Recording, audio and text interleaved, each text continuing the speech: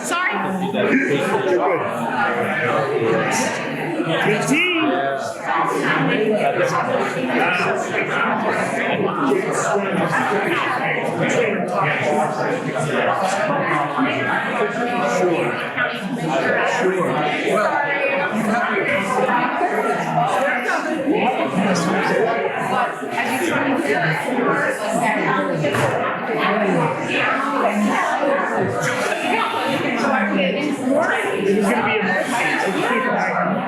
Yeah, we gave it up.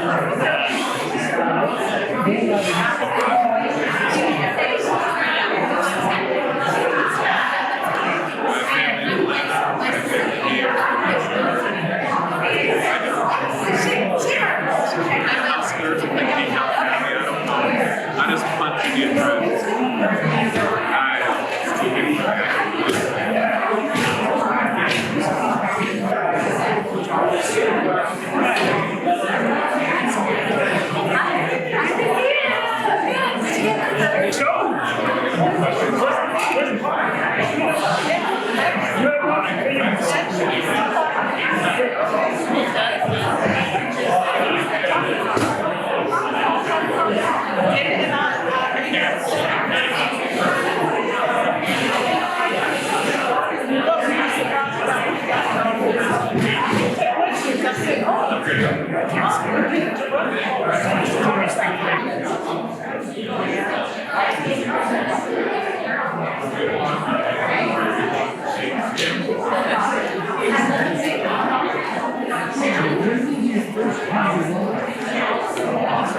And I left 2014. I came back. We're going to get started. Special thank you to the folks who put together this stage. That was like no joke, a lot of work.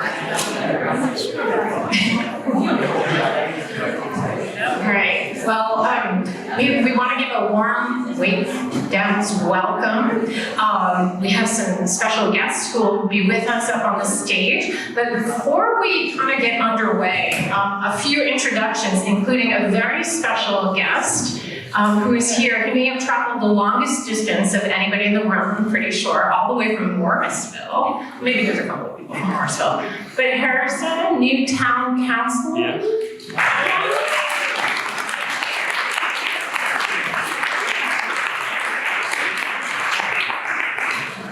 I didn't expect to give a speech today, but that's okay.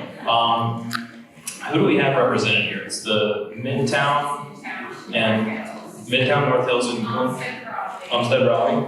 Is Glenn? And who am I missing?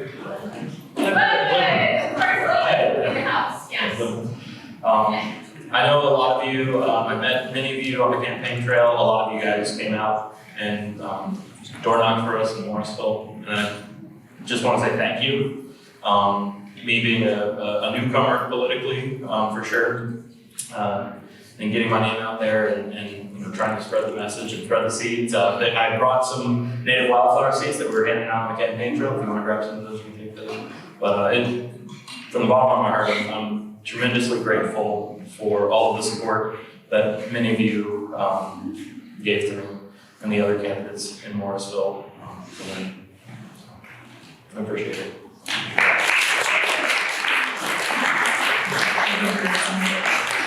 Thank you so much for always being with us out there.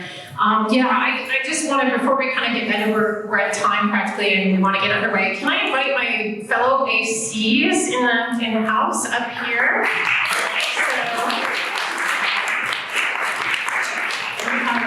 Some members of the dream team here. So do you want to start off by saying hello? Sure. Yeah, my name's Blair. I am a co-AC from Glenwood area. Lori couldn't make it today. She's my partner in crime. But yeah, we are so excited to be out here today. Definitely excited about a lot of our wins. This has just been a really great time for us. But we recognize that we also have a lot of work to do. And I know that we've had some really devastating things that have happened in our community recently, and we just want to make sure we recognize that. There is a lot of work we have to do here in this community and try to protect those that are most vulnerable. And so we're excited to have everybody out here today so we can keep this momentum going into 2026 and make some really big things happen in 2026 here.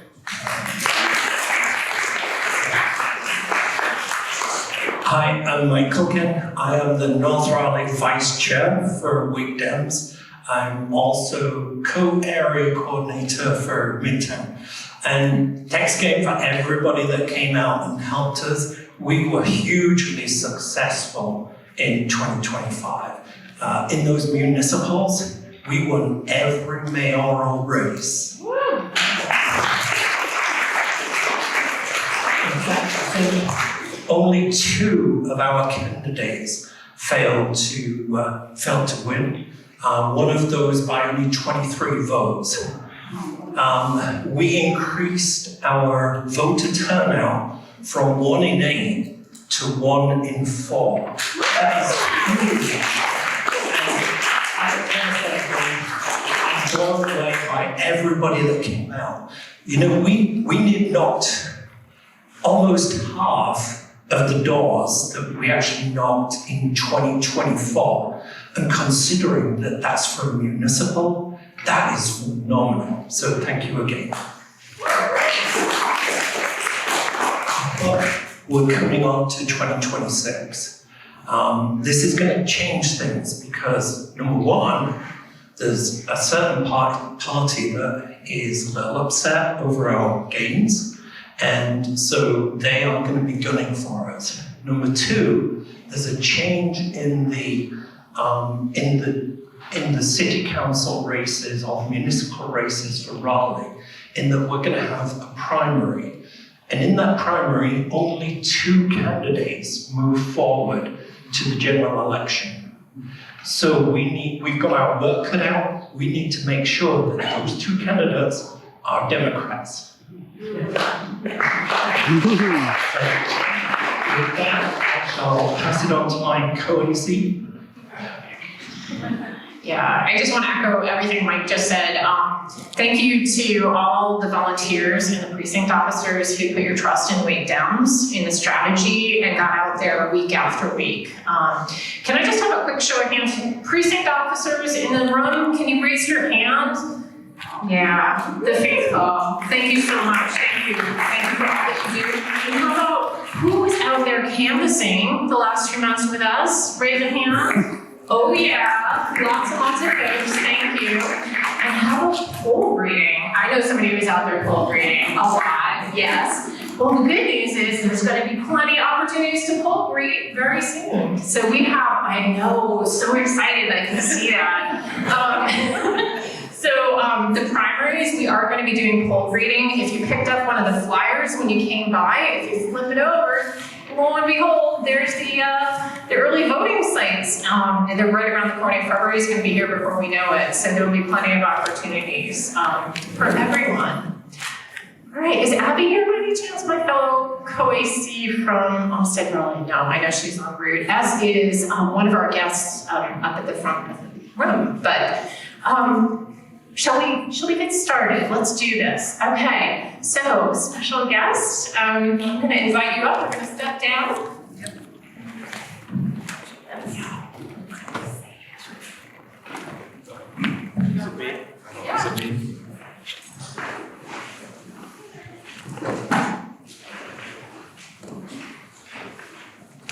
So thank you for everyone for coming out today. My name is Sam Hershey. I'm the school board rep around these areas.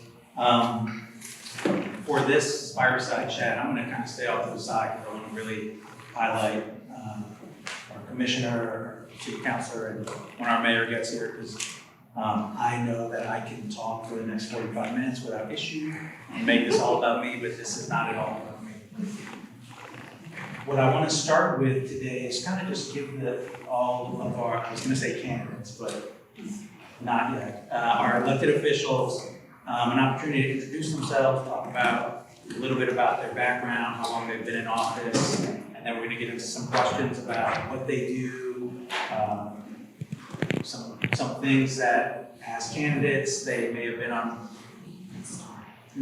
thought about one thing, and then once you get into becoming an elected official, what changes, what surprises are there, how their jobs are going, what they want to work on in the future. We got a number of topics. I would ask them all to not give 5-minute answers, and then if there's some questions at the end from the audience, if we have time, we'll do that. I know our city councilor here, Mr. Silver, is out here at 3:30 because he has a grandson's birthday party, and family is a priority in the Democratic Party, so we're gonna let him get going at 3:30. So I'm gonna turn it over first to County Commissioner Vicki Adamson, and the floor is yours for a couple minutes. Thank you. Y'all are dangerous giving a politician a microphone and not a time limit. I'm Vicki Adamson. I've been your county commissioner since 2018. Thank you. And I ran on public education, and we have given a whole lot of support to public education. And I think the thing that surprised me the most was how much time this takes. And because this is a team sport, I didn't elect myself, y'all elected me by handing out flyers, by knocking on doors. And I take that very seriously and feel a lot of responsibility because of that. So I want to be out in the community because I thought we'd just go to meetings and vote on policy and change everything and life would be good, but that's not how it works. I think I talk about a lot of new elected officials when they come in say, oh, I'm going to get around all this bureaucracy and I'm going to get this stuff done. Well, at about the 6-month mark, you have this dark night of the soul moment when you realize you can't change the bureaucracy. You have to learn to work within it. And I've learned to appreciate a good bureaucracy. And I consider myself now to have a PhD in bureaucracy because I have created it. I just don't live in it, I create bureaucracy. But once you figure it out and figure out how to move it to get what you need, it's why you elected me, to change things and get things in place. And so I spend a very important but small amount of my time in meetings and on policy. What I spend the majority of my time to is talking to y'all. So I know what you want, I know what we do, how it affects you. And I've always said that local government is a lot more important than most people realize. But we just came out of a period where the city, the county, and the school board were the only levels of government that were functioning. And, you know, we're still the only state in the country that doesn't have a budget. We're gonna get to that. I'm gonna Oh, have sorry. questions on that. So, okay. Don't get into it. But, okay, well, I'll talk about that right now. I have a lot to say about that. But now we play a lot of defense. You know, instead of getting things through higher levels of government we spend a lot of time playing defense and trying to stop the really bad stuff and make it not so bad. And I hope someday we can flip it back, and I know we can with your help, so we can go back to getting good policy through. Thank you.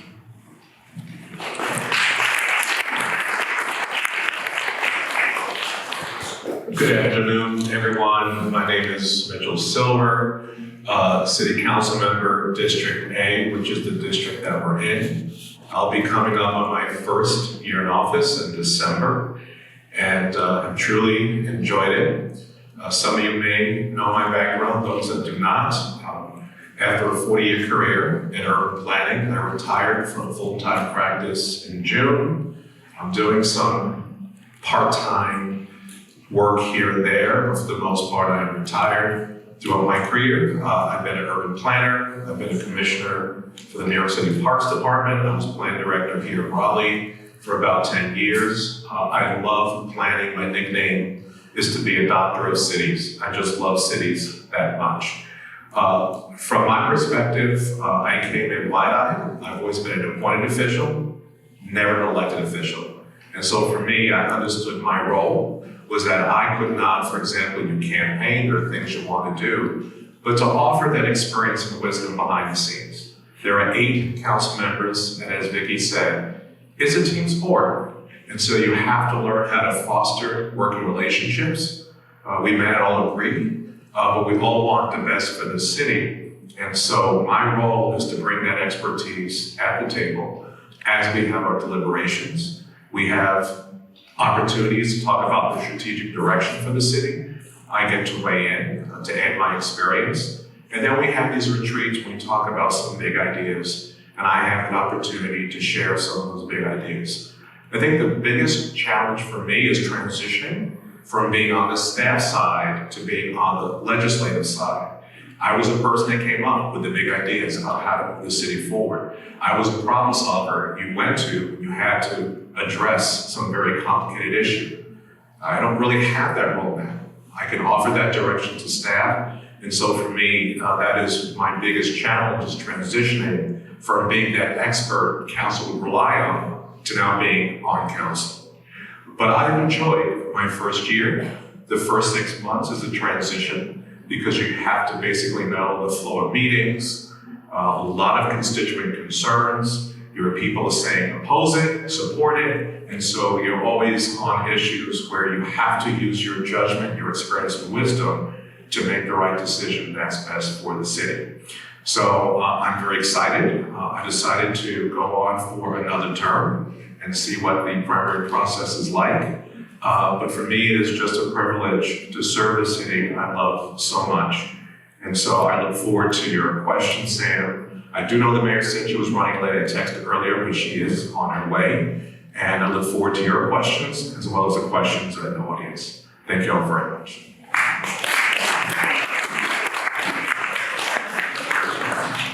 So we'll start with Mitchell. You have the microphone.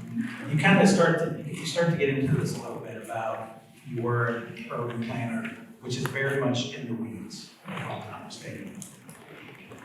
How do you, as you're sitting there at the council table and you're hearing from staff and you have all of that experience, how do you stop that temptation that all of us as elected officials end up having, really getting into the weeds and saying, no, this is not how it's supposed to be done?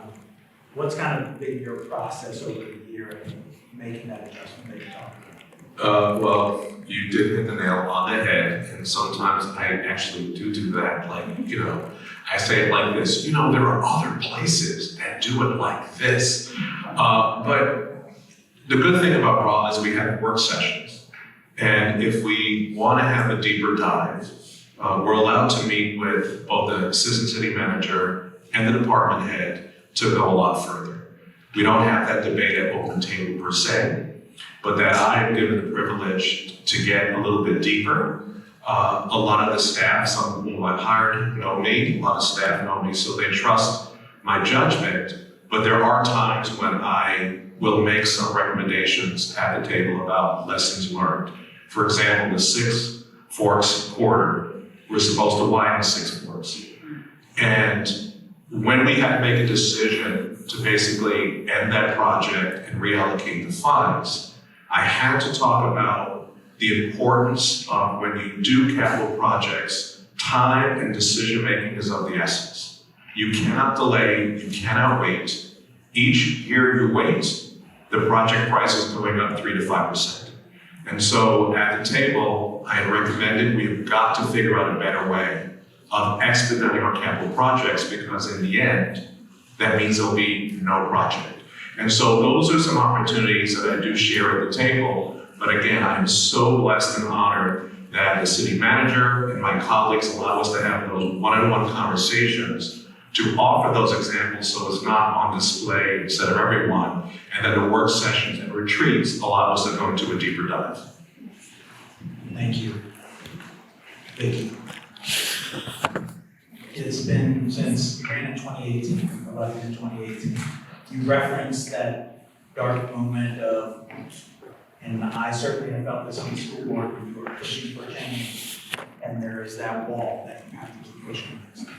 Was there a specific issue or moment that you really vividly recall that that moment from the candidate to the elected official to, oh my goodness, I am pushing so hard and not budging on this? Or are there issues that you want to talk about that you feel that on the agenda?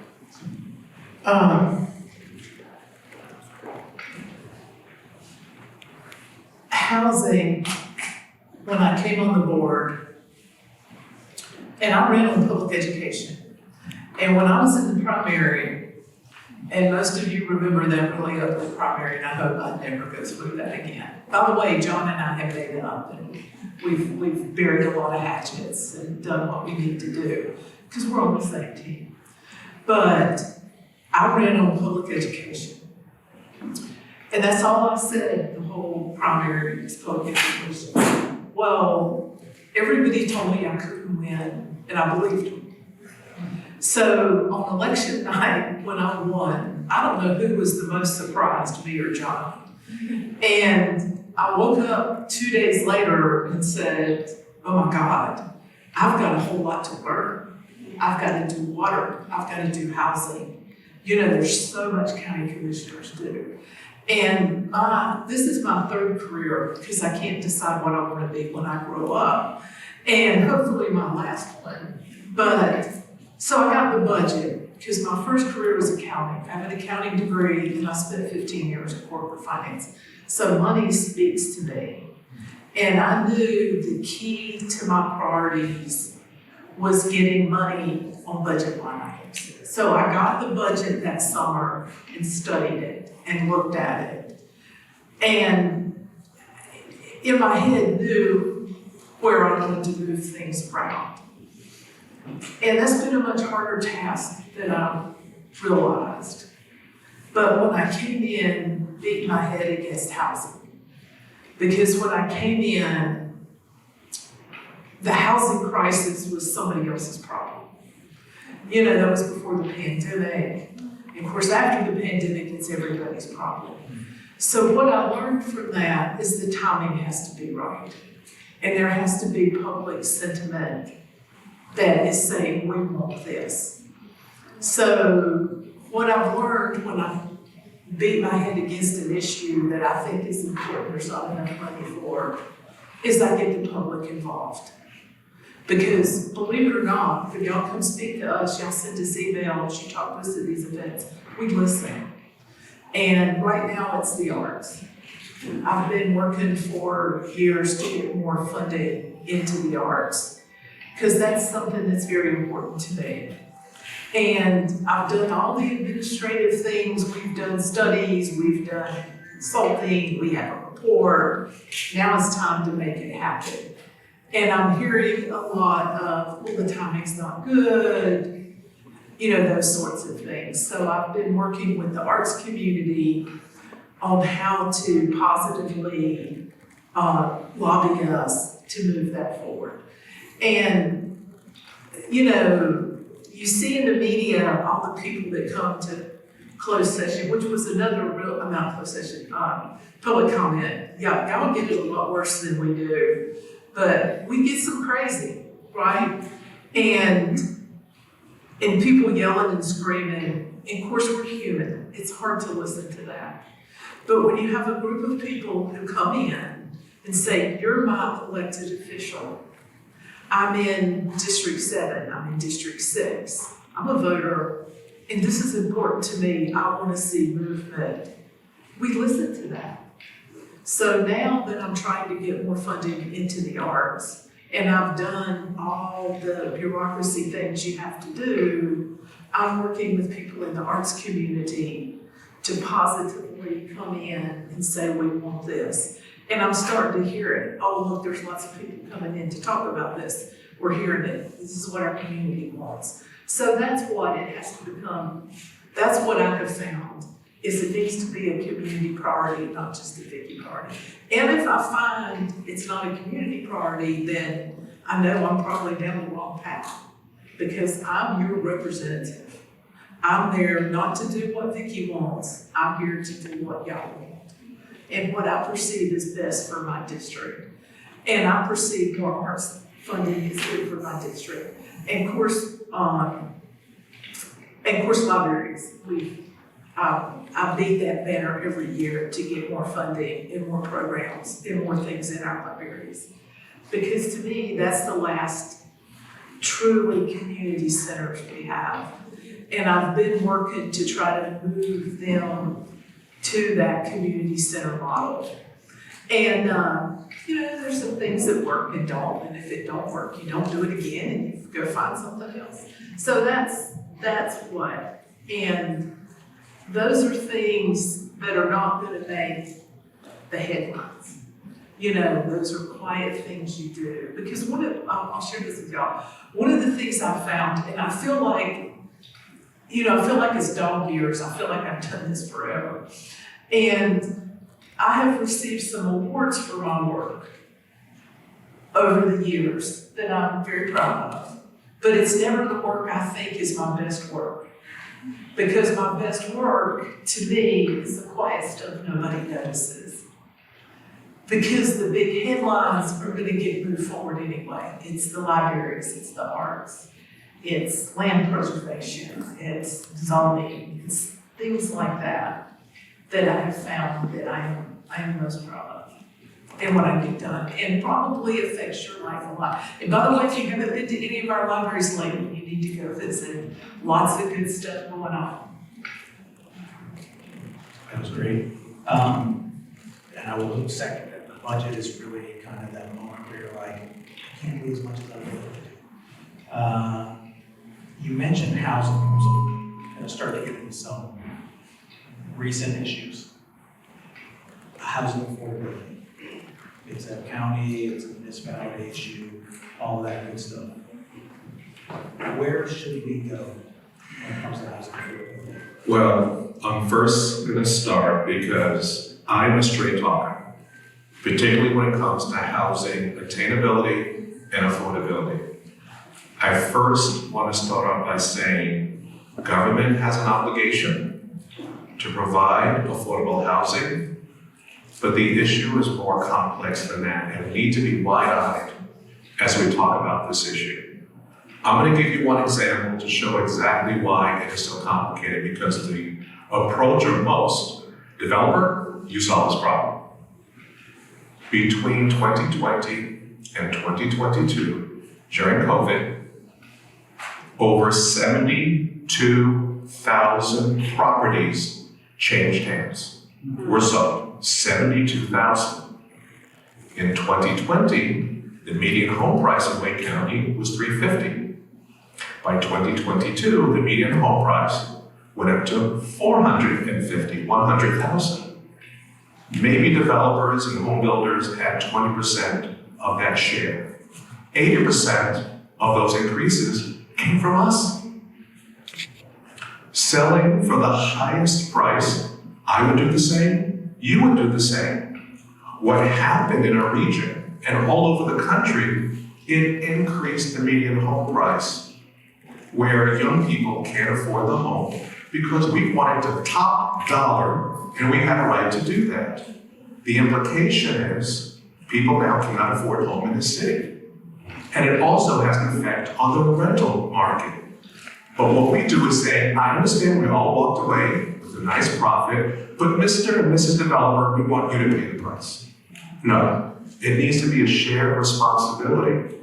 This is uncomfortable for some, but desirable markets will always have an affordability problem. Government has to do their share and figure it out.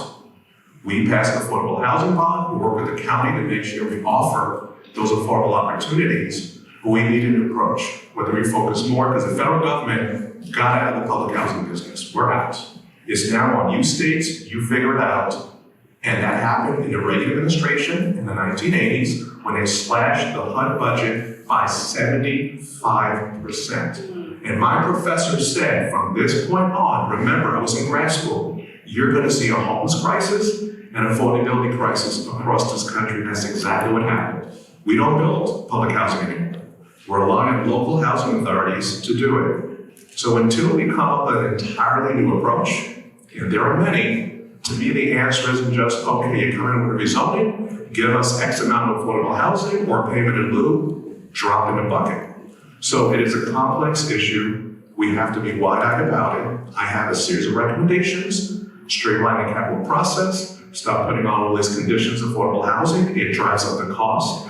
There are things that we can do to reduce the price of the burden. The one thing that's not going to happen is that people are not going to sell their property. If it's worth $550, they're not selling it for $450. That's the best way of keeping housing affordable, but it's not reality. So to me, I just want to make sure we go into this problem wide-eyed to understand it is a joint responsibility, but we have to do our fair share, but we have to come up with a new approach. The process we have right now is not working. It's not fair to young people, young families who want to move into this market. Right now, the choice is to live further and further away to find a home that they can afford, and then they pay the extra cost in travel and commuting because that's the only option they have. As a follow-up, so everybody in this room is probably familiar with the tear downs that started kind of on the.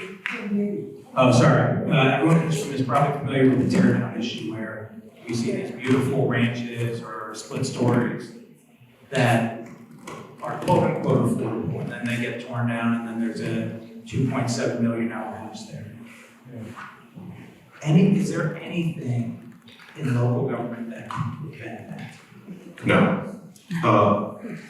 Because United States, you have a constitutional right to develop your property as you see fit. The only thing government can do is zone the property for what can be built there. It's called police power. That's all you can do. And so we also need to be honest, at least in Raleigh, I'm sure Wake County's going to grow as well. We're expected to we're about to attract or grow by 200 to 250,000 people by 2050. Where are they going to go?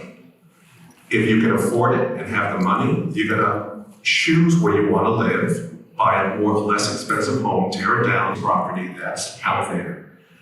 There's really nothing we can do other than control zoning about what can be built there, and that's about the best that we can do.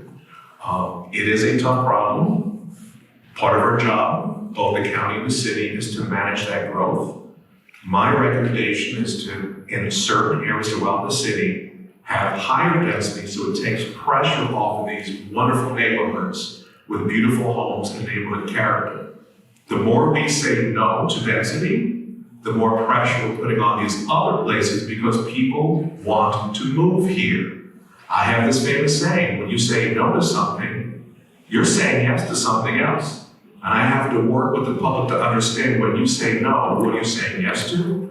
And very often when I see people say no to density, they're saying yes. You can kind of come in our neighborhood to fill that housing need because that's the only option we have. My hope is that we offer those choices. We protect those neighborhoods with conservation overlays, historic district overlays, and zoning. But, saying that's the best that we can do. I know the county's working on affordable housing as well. So I've been sitting here burning because I know what a crisis we have in housing. And I've been in my house 28 years, and I couldn't afford that house right now. I couldn't. And that's insane to me. But I spent 4 years chairing our Affordable Housing Committee. And the other thing I found, I forgot to mention, is all the easy stuff is fixed. These politicians who do these sound bites, if it's easy, we fixed it, right? It's done. What's left is the hard stuff to work on. So I've moved on to criminal justice, just because, let's pick an easy one.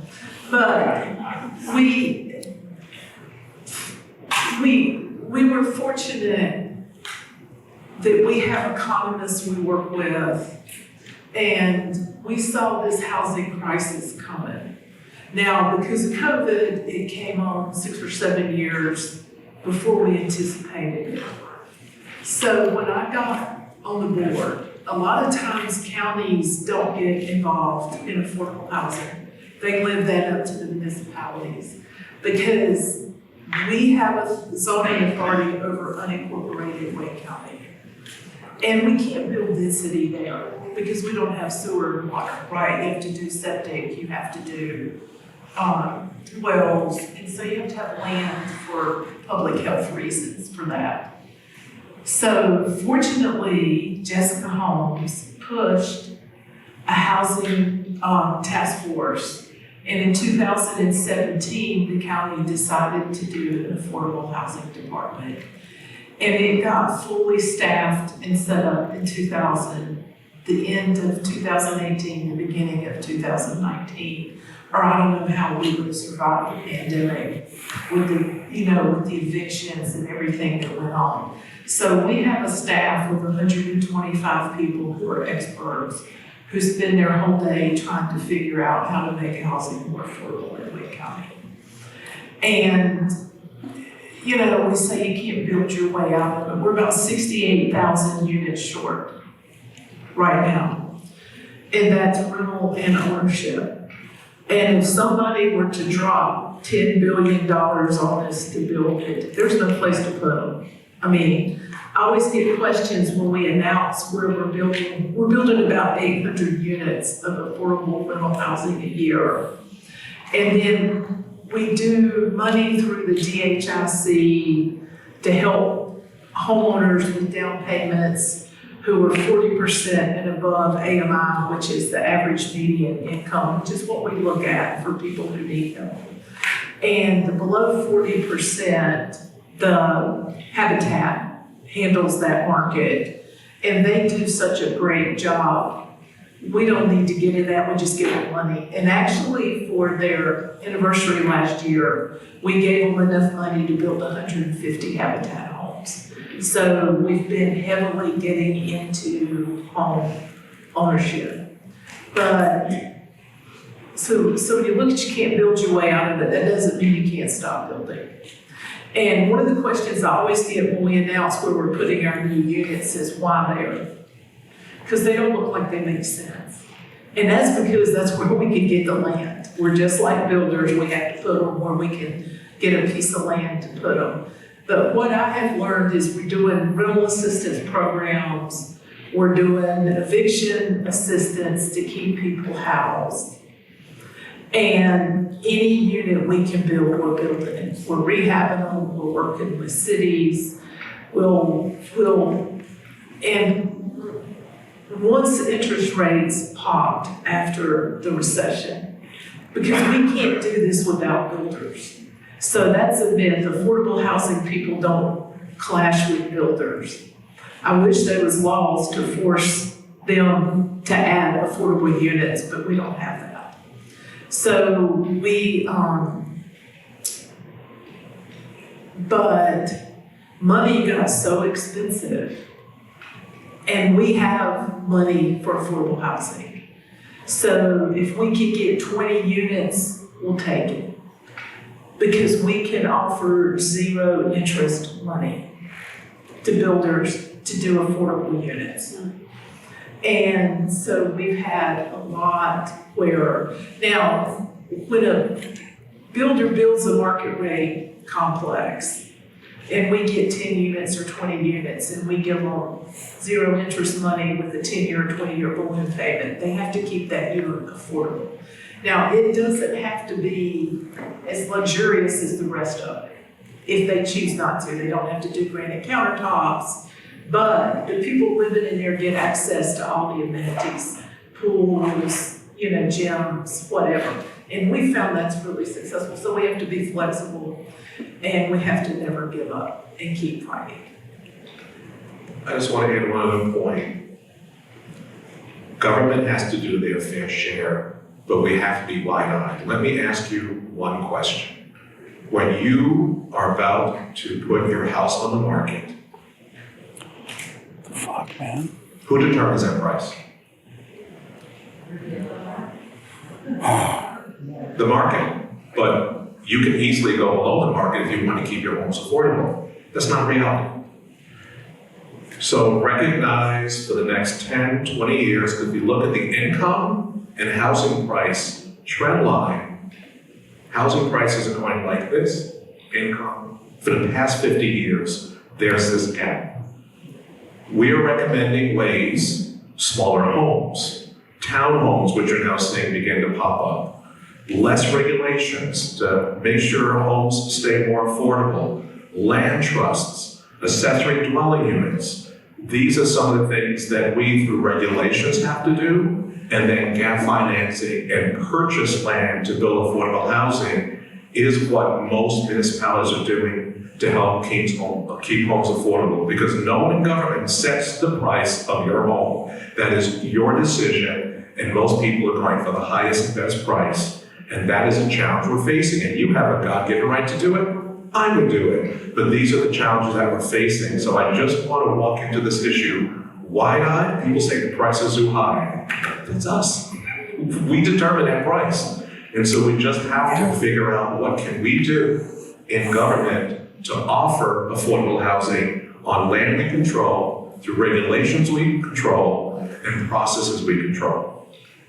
Yeah. One more thing we're looking at, and when we've already announced one, but this is probably not going to be really popular with especially our friends on the other side of the aisle who said, never tear a building down. Why would you tear a perfectly good building down?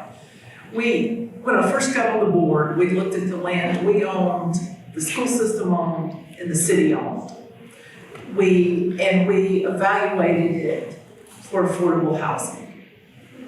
And I don't know how we ended up with this, but the county had these weird little pieces of land, like in downtown Wendell, they had since like 1943. I mean, I don't know. So we looked at all the land, and anything that we felt like we could build affordable housing on, we've done it.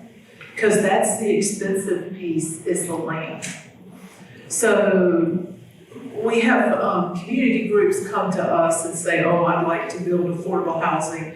Do you have 100 acres laying around you can give me? And I'm like, if we had 100 acres, that would be Habitat Homes or a park. There'd be something on it. So knowing the pressures on land in Wake County and how competitive it is to buy developable land, and how the land that's left, how hard it is to develop on, and it costs us more money to develop, which means it's harder to keep what we build affordable. We have started looking at what the county owns as redevelopable land. What can we do that made sense in 1970 that doesn't make sense anymore? And we own an office park, we call it the Commons, across Pool, where Wake Tech is, across Pool Road back in there. It's a bunch of one-story buildings with these lovely grass, large spaces in between them. And in the 70s and 80s, when those buildings were being built, that's what you wanted. You wanted all this open space. Well, we have started plans to redevelop that, because those office spaces back there can go up. And it's our library administration, it's our soil and water division, it's the rule center, and there's no reason they need their own building. So we're starting the process of redeveloping it, plus the buildings are older. You know, they're 20, 25 years old, and that's about the useful life of a public building. So we can stack them, and we're gonna have all this lovely acres of land that we can do other things with. So that's what we're headed to now. And of course, my dream is, and I know there's not enough money for this, but we don't have affordable housing downtown. And we own the Marbles building. That's a county building. We maintain it, we send our people over when something breaks to fix it. Now, I don't want to tear Marbles down, I love Marbles, but I would love to put 37 stories above it, right? And put a public library downtown. So you go to Marbles, you go to library, and it's right beside a big bus terminal, and put about 35 stories of affordable housing on top of it. And we have lots and lots of developers who want to buy that land from us, because apparently if you angled the building just right, two sides would have really good views of downtown. And I think my folks who need affordable housing really enjoy that. So we'll see if I can come up with, I don't know, $100 billion or something. And that's what we're doing with it. So thank you.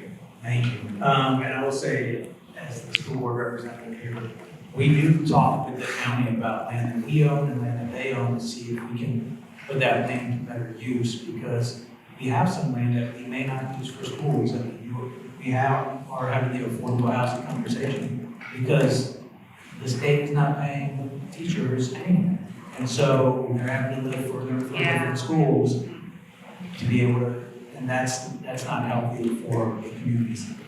And Very quickly, I know the mayor's here, talk about ideas, big idea, affordable housing, the Capitol Boulevard corridor from Peach Street anchored to Triangle Town Center. The mayor heard me talk about this before. To reimagine Capitol Boulevard as a high-density corridor with parks, light rail, transit, bus rapid transit.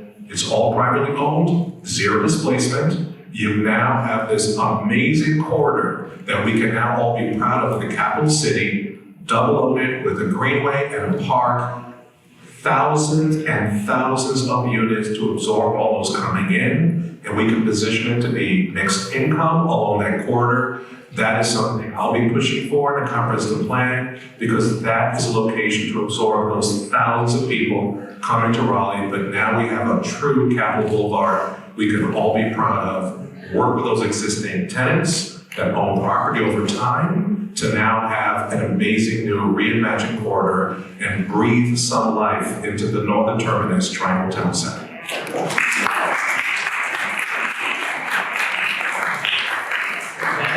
So people always talk about library, needs to be so, we should have done it 20 years ago. But when you do that planning, think about where the schools are gonna go. Because we're gonna put thousands of people, we have to be able to have capacity in the schools. But it sounds amazing, Madam. Thank you for being here. Absolutely, thank you for putting this forum together. I'm gonna ask you a question, we're gonna get away from housing for a second. I was doing my research and been in office. 16 years now. Yeah, started in 01. I think you were 32-ish, that's all right. City council for a few years, state senator for a few years, state treasurer for 8 years. And then an 8-year break. What brings you back? What motivated you to come back?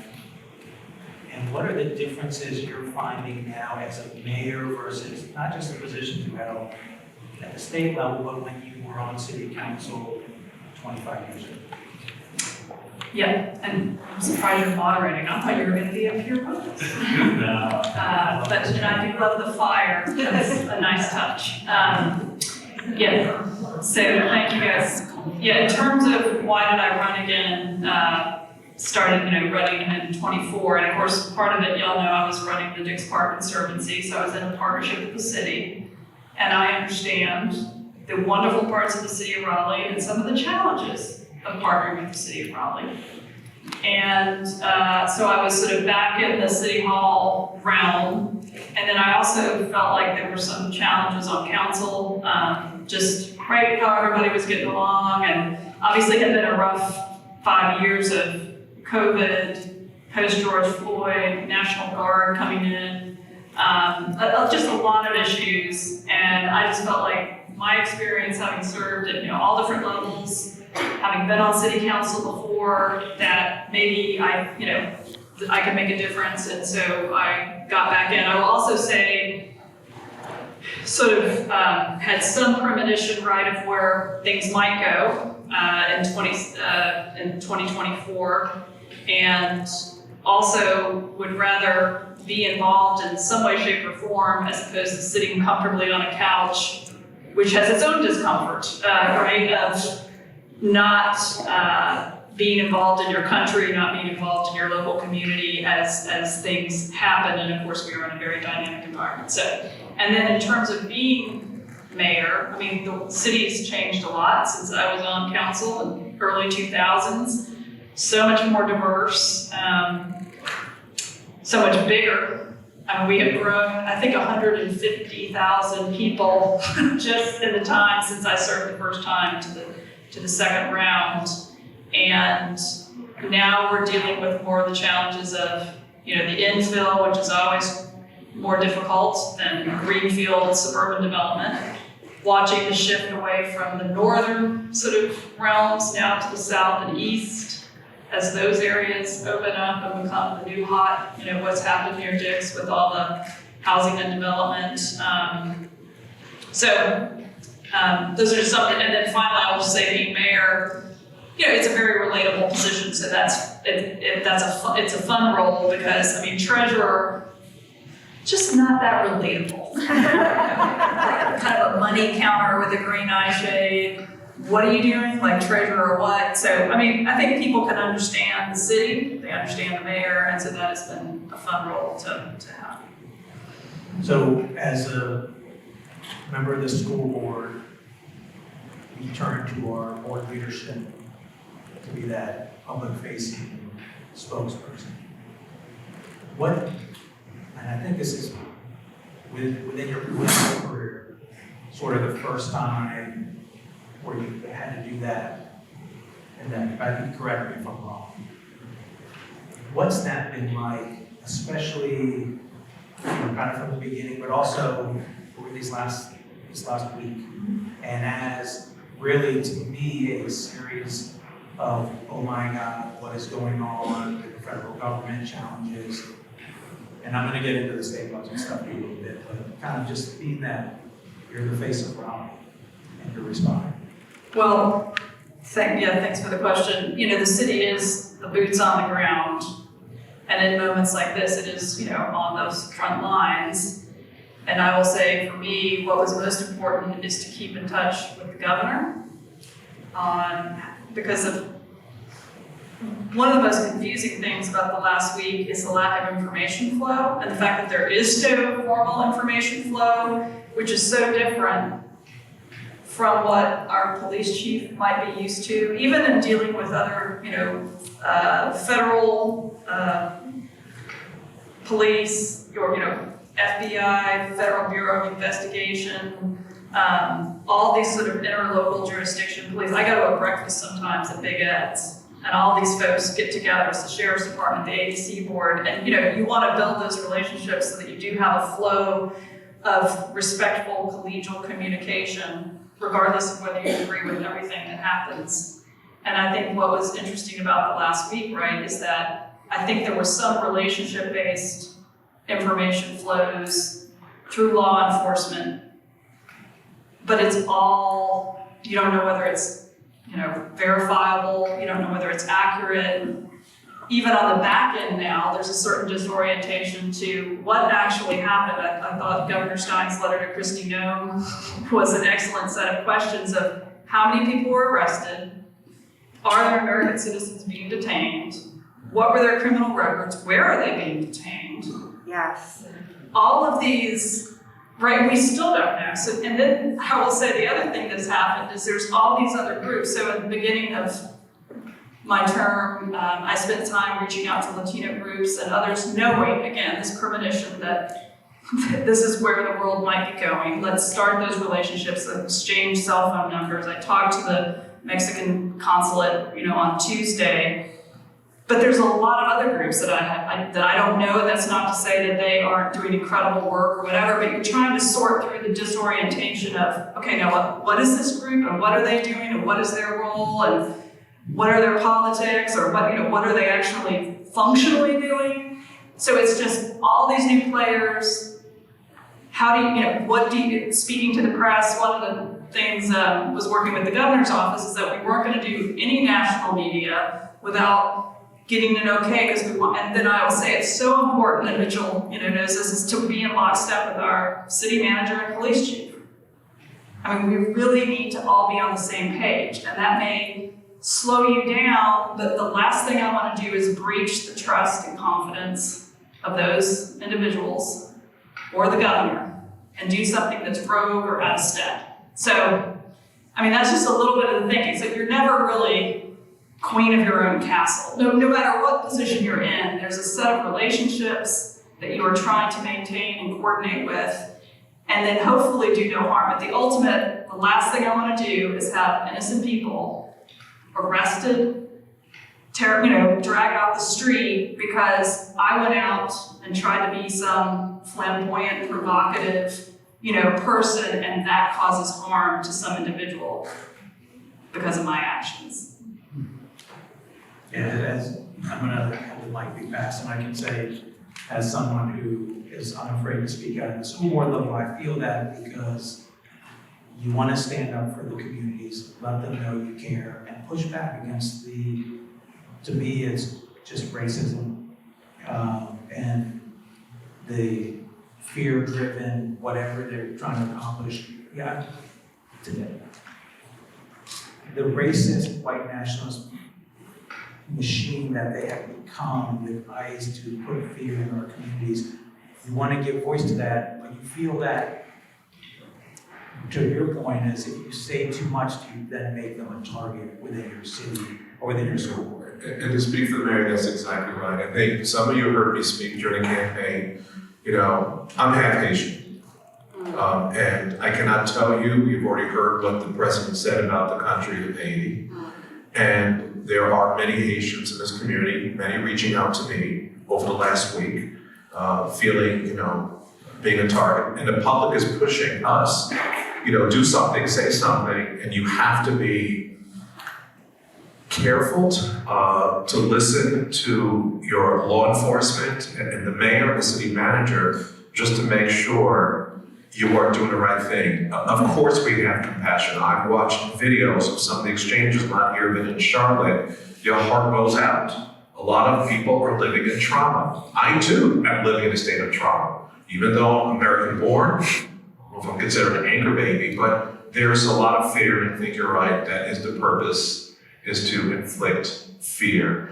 And so it is very hard when the public is asking, say something, do something, step up, that we are behind the scenes figuring out what is the right thing to do, not to make things worse, but to ensure that if those who are being harmed and traumatized, how do we help those individuals until we work through, and hopefully the governor gets some of those simple questions answered so we know what our next step would be. And Vicki, as you answer this, you talk about how you found out they were coming, kind of what that was. Well, first I wanted to say, I talked about the power of the budget. And we had a premonition that it was gonna be our turn at some point, like you said. And so we don't like to amend our budget after it's approved. And by the way, we finished ours 3 weeks early and we have a budget. And we don't, unless it's something extraordinary, we don't like to play with it. We do adjustments within departments, but we don't like to move money around.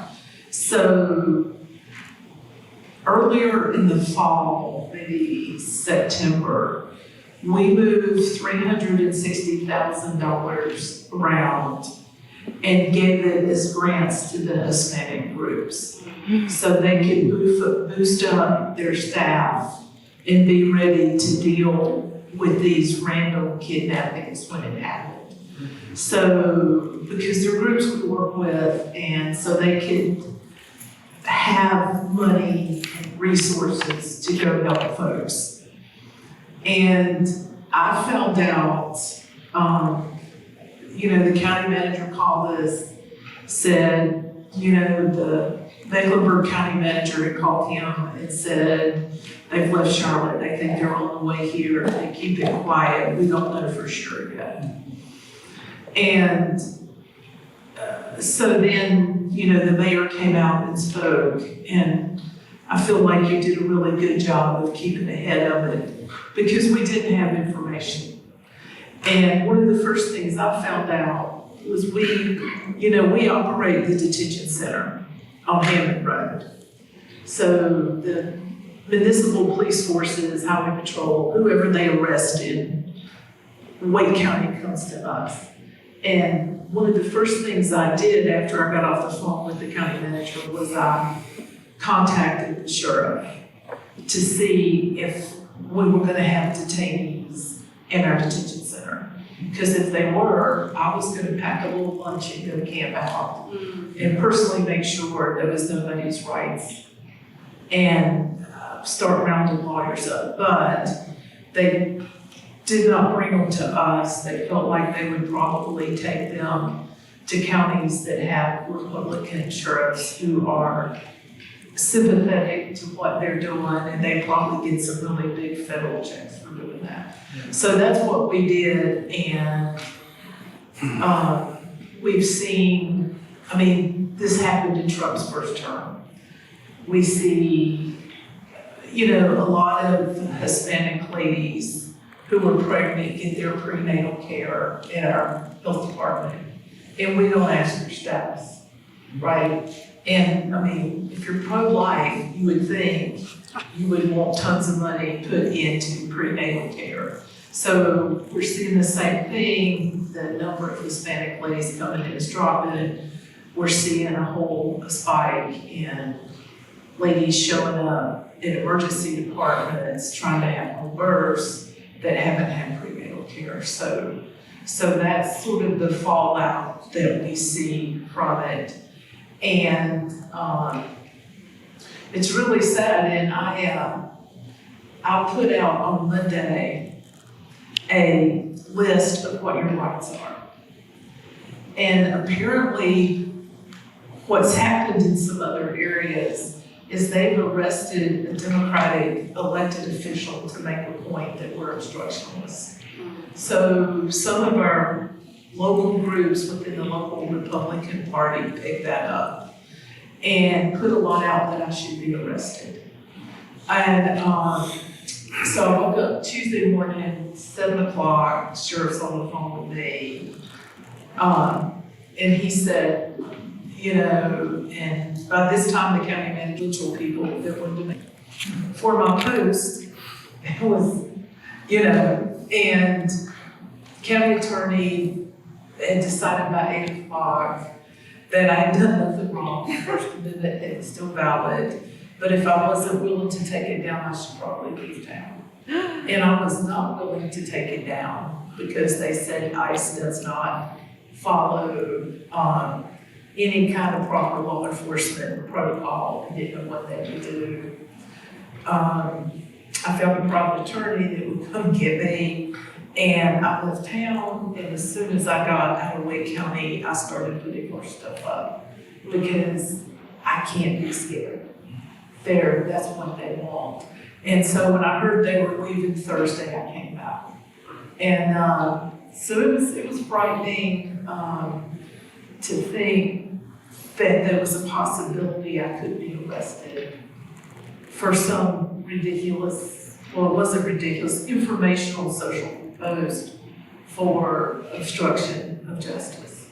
And actually, the sheriff said, because he knows my work with the Latino community, he actually said, "You don't have a whole house full of them you're hiding, do you?" And I said, don't tempt me. But anyway, so it was really frightening, not just personally, but to think as an elected official, they want to say, oh, look, they're obstructionists. If they were taking care of this on their own, we wouldn't have to do it. They should be arrested for not getting rid of Hispanic folks, and to enough that people in authority considered it a legitimate threat. And that's when democracy dies. It really is remarkable, the idea that just ensuring someone knows their rights is somehow considered obstruction. Yeah. No, Mitchell's got to get out of here in 5 minutes, so I'm going to let him go first on this. We just really had 2 other topics. So I'll skip one for you. what do you see in 2026? What are you working on? Where's your hope? Talk to your district head folks.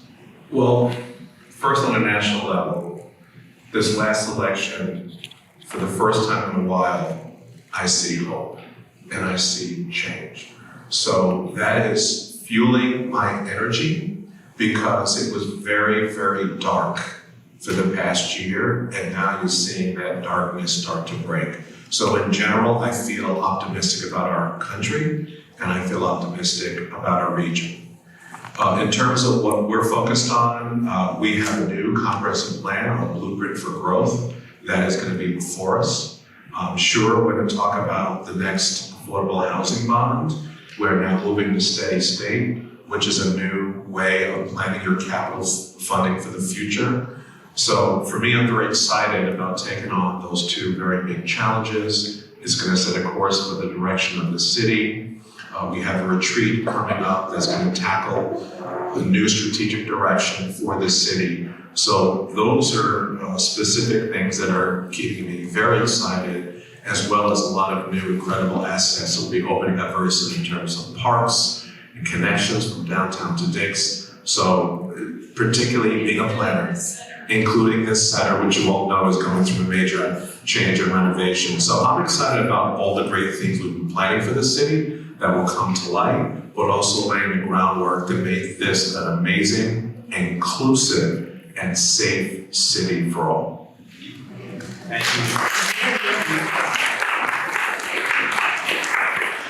And after we walk out, I just want to thank you to you and the mayor and the rest of the council.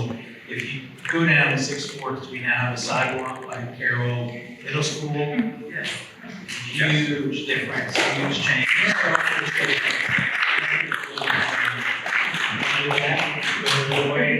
Your grandson's birthday.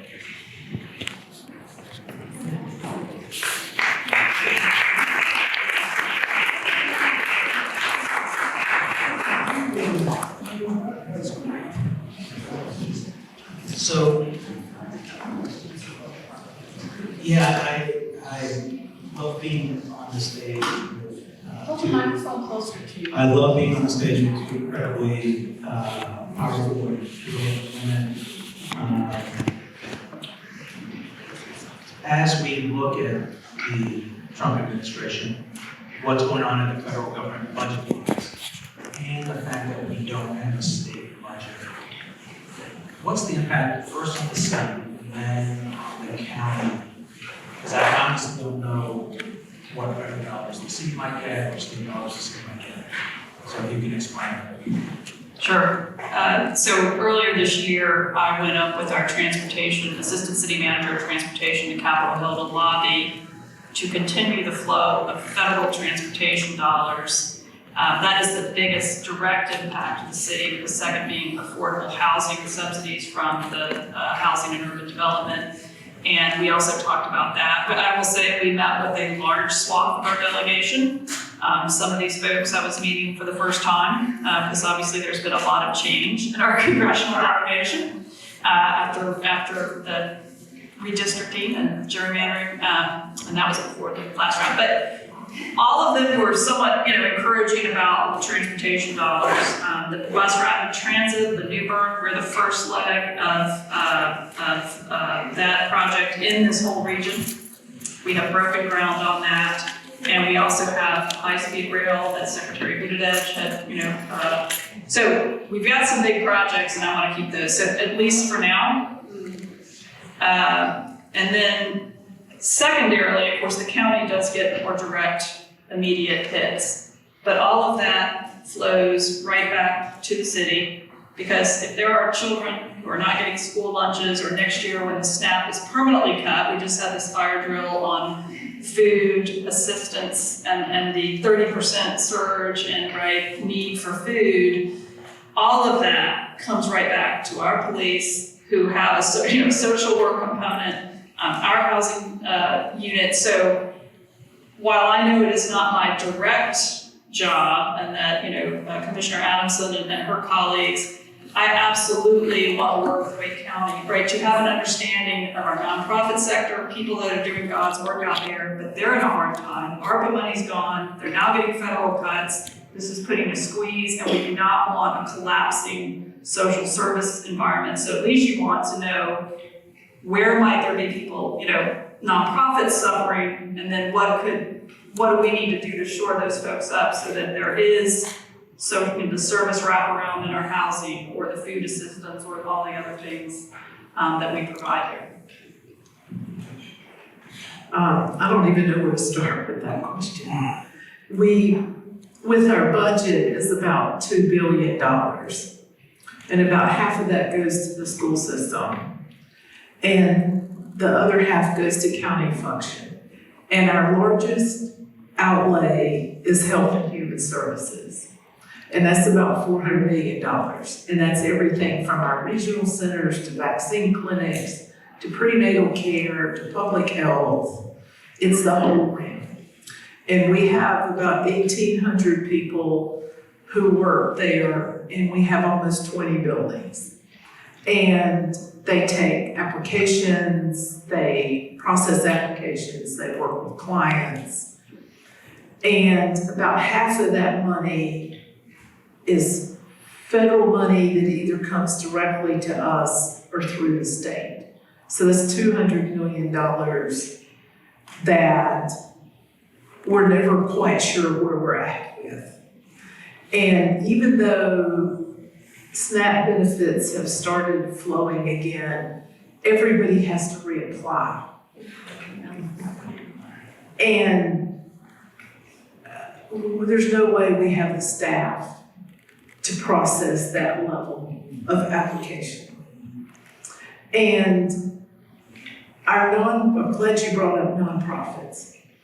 What happens with a lot of our nonprofits, and that's everybody from the smaller ones that churches run to our big ones, Passage Home, Trumbull Family Services, they get a bunch of direct federal money. And a lot of that money has already stopped.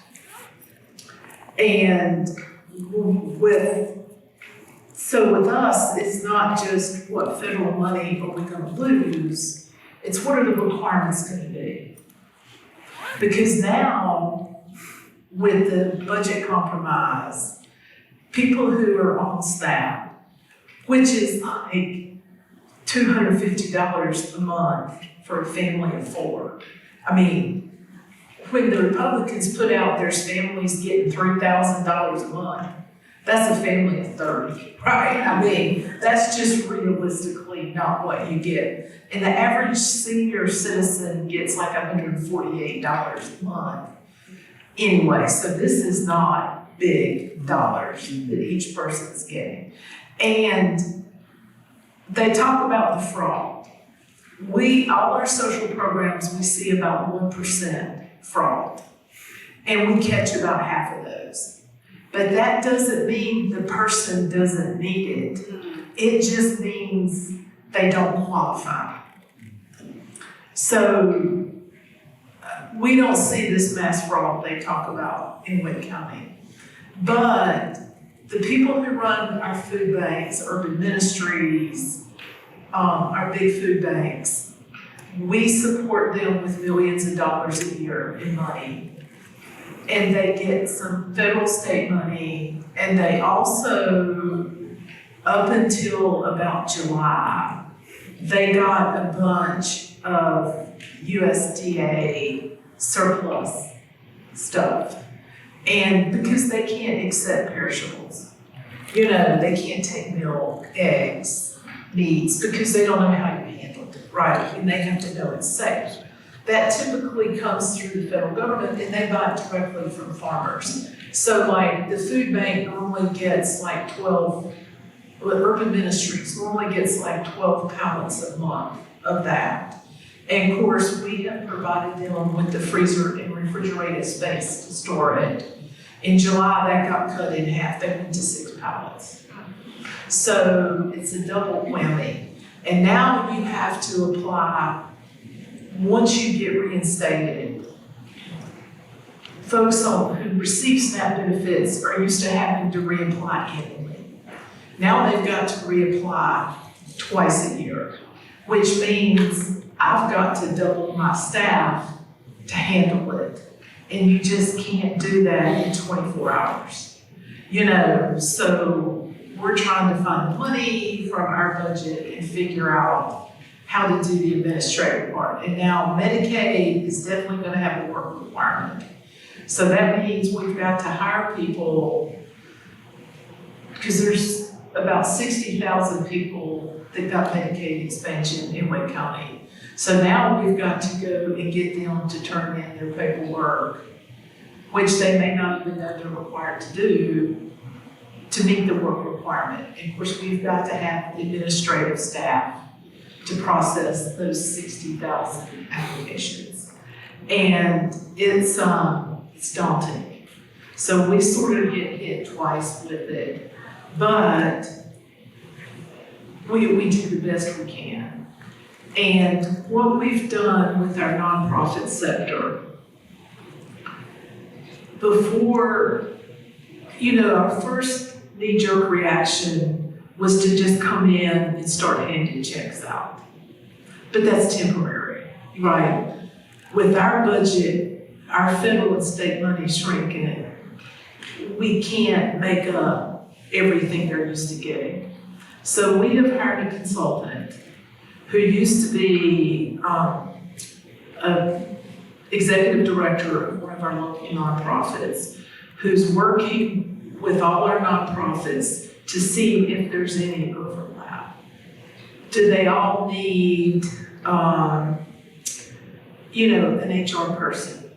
Can they somehow combine? So we're trying to take inefficiencies out of the system before we start writing checks.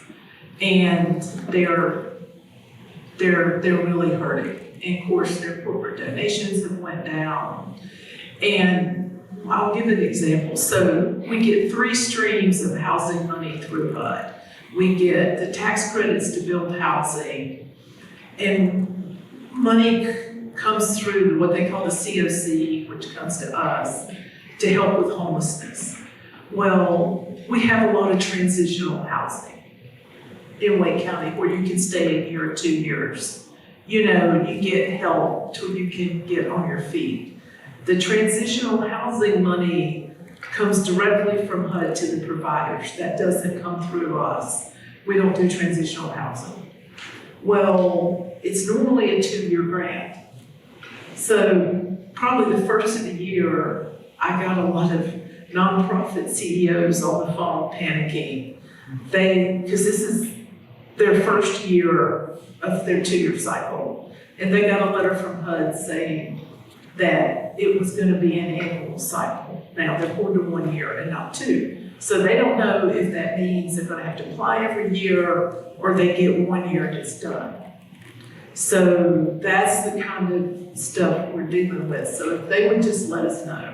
And that's what I tell our friends on the other side of the aisle when they talk about we're getting rid of waste and all this stuff. I'm like, well, if you just give me a plan, we can work with it. But it's, so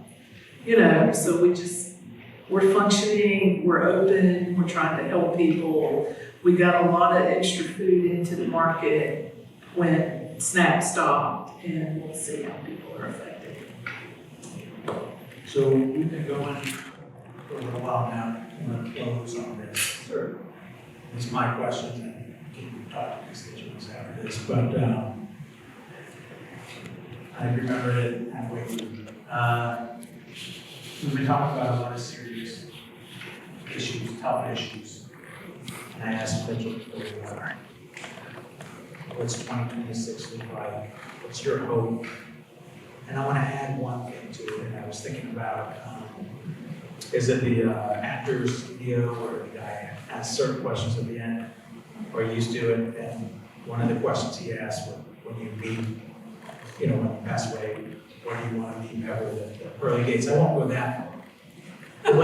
But as you reflect on your careers, whenever that point comes, how do you want to be remembered as an officer? Accessible. I want people to feel like they can come up and talk to me. And I push through it took years, farmland preservation. So we are the leader in the state on farmland preservation. And we should save about another 10 farms this year for perpetuity. So in 200 years, there's gonna be some kid seeing what a green bean plant looks like. And they're probably gonna be on a map and a tourist attraction, but there'll be farmland left in Wayne County. Now, nobody's gonna remember my name, and they're gonna not know what I had to do with it. But I know that some child is gonna get to see a farm, and we're gonna have food production in Wayne County.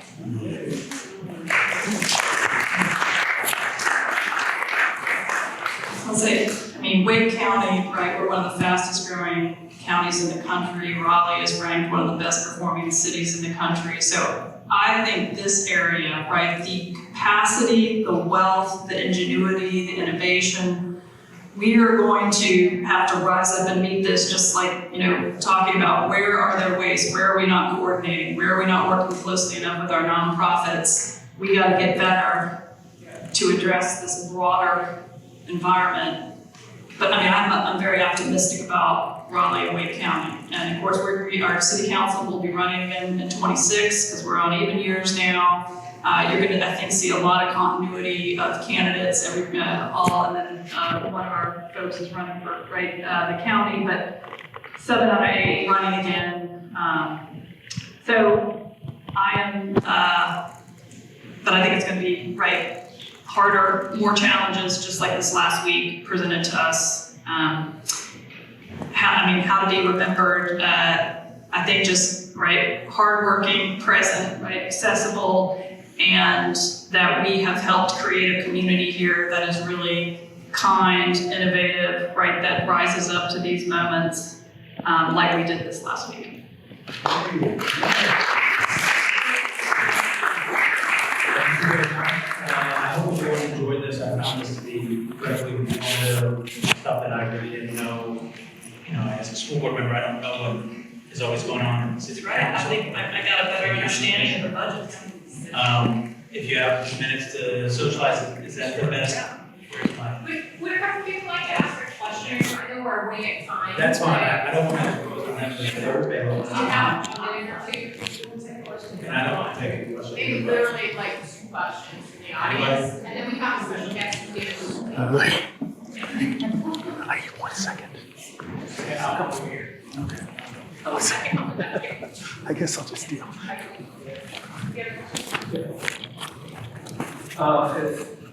the last week, council, that we had a lot of some segments of population that's on our under 5 had gone up.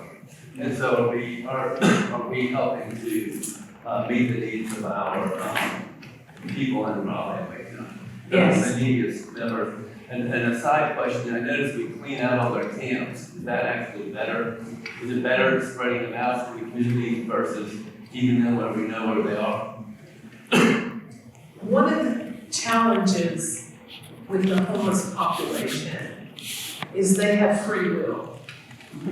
So I've actually had people say, well, can't you just take them on the shelter? Well, no, I mean, you know, what I see our role is we bought a new service center that we're in the process of renovating. That'll be a day shelter. Whereas the women's day shelter on Newbern Avenue is very small, they need a new facility.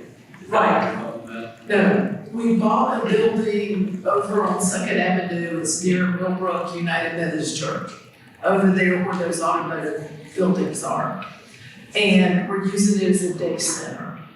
So when someone is ready, so we're using it as white shelter. That's fine. White flag, yeah, and we're using that as another place folks can go if they need help. But now our homeless population is exponentially growing. And this is a fun fact, the people who are panhandling are not necessarily homeless.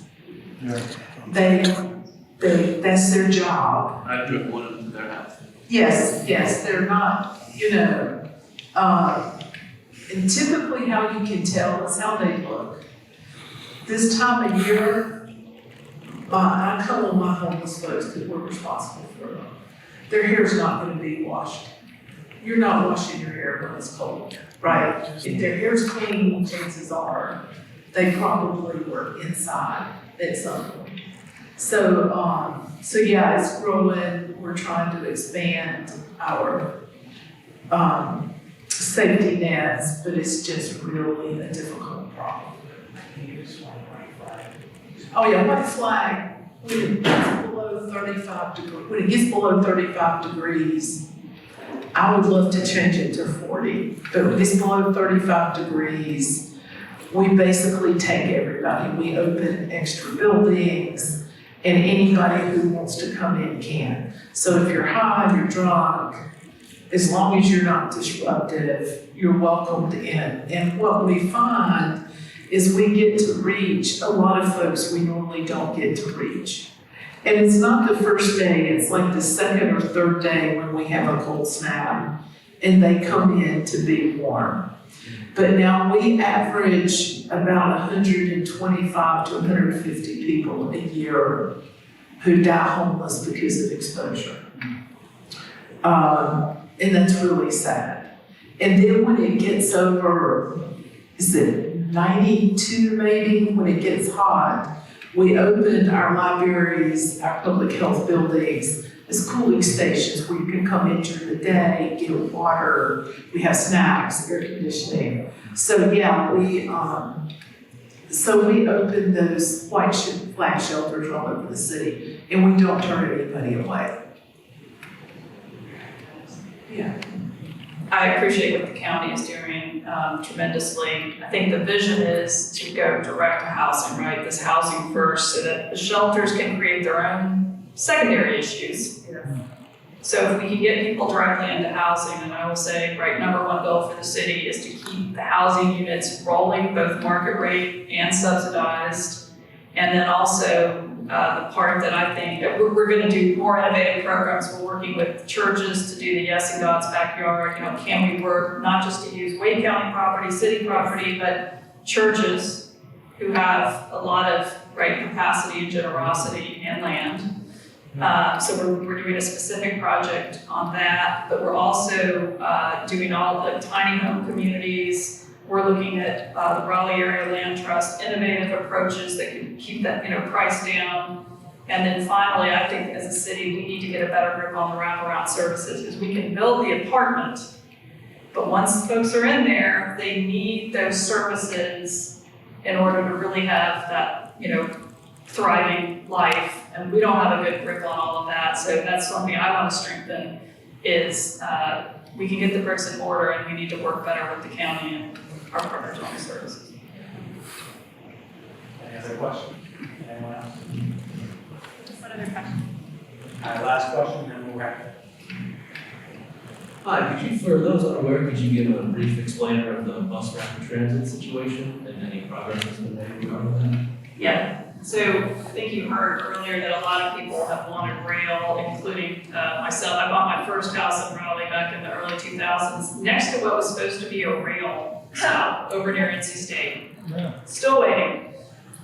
We don't have enough density now to qualify for federal rail. They have changed their standards. So the best we're going to do right now is bus rapid transit. That is different than a normal bus because you have signal controls. So those buses will have a dedicated lane. They can control the lights, and they will just roll right through. And they're these extended long buses. And that is going to start on New Bern. The next one is the Western Boulevard next to State, so it'll go all the way east to west, and then there's a southern line that's going to go down Wilmington Street and north up Capitol, and then it will interconnect with other counties. Durham's building bus rapid transit, so the idea is this basically replicates more of a rail. You could also use these dedicated lines at some point and convert them to rail, but the first step is get the dedicated lane and the nonstop service. And so that is what has just started construction now on New York. Thank you everyone for being here. Oh, this mic works way better. Thank you for being here. Thank you for coming and sharing, taking the time.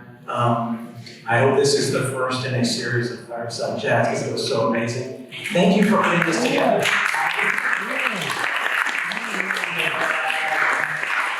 hope everyone has a good rest of their afternoon. Thank you for coming. Thank you. Thank you.